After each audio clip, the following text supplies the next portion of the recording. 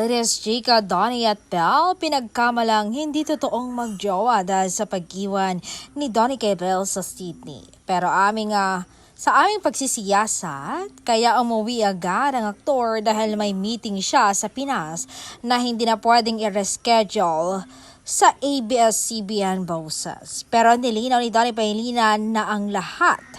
Ito nga ang naging pahayag niya. Diyos ko, ang daming isyo. Alam lahat ng mga kaibigan ko sa showbiz o mga artista na girlfriend ko na talaga si Belle.